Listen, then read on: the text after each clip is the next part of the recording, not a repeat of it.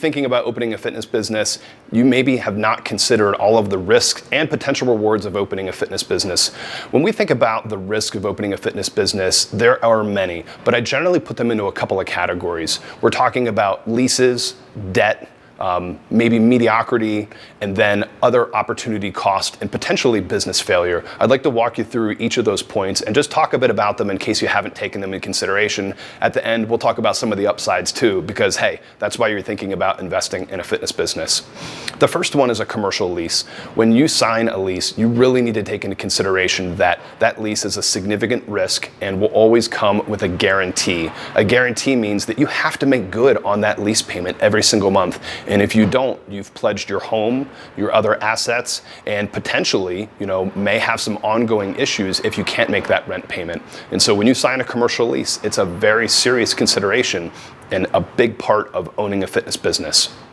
The second point that we want to talk about is leveraging debt.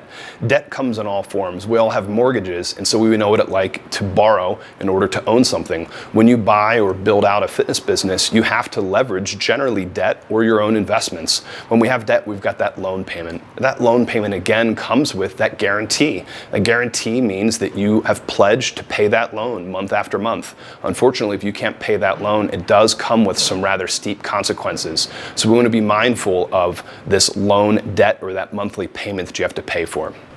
The third risk of owning a fitness business is mediocrity. Mediocrity is the worst thing that can happen to your fitness business. It's neither thriving or successful, nor is it failing and going bankrupt. Mediocrity means that you're barely paying your bills, you're maybe making a few, maybe $30,000 a year, or you're losing $10, $20, or $30,000 a year. This has no finality to it. It's kind of this indentured servitude where you're running your business and getting nothing out for it. Unfortunately, due to the loans that we previously talked about, and due to the lease that you've signed, you may be stuck in this situation unless you can find someone to buy your location.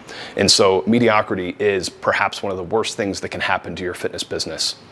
The fourth one that we talk about is opportunities. What is your opportunity cost? Could you be making more money somewhere else, working, having a full-time job? Or could you be taking that capital that you've invested, $100, $200, $300, maybe even $1 million, and investing that somewhere else and returning in this average market, 7, 8, or 9%? What does that ROI look like compared to the ROI that you're generating in your fitness business? Certainly, if you've invested $500,000 and it's only churning out $40,000 a year in profit, that's probably not a good return on your investment, and this is a loss of your opportunity cost. The last item for risk that we talk about would be business failure.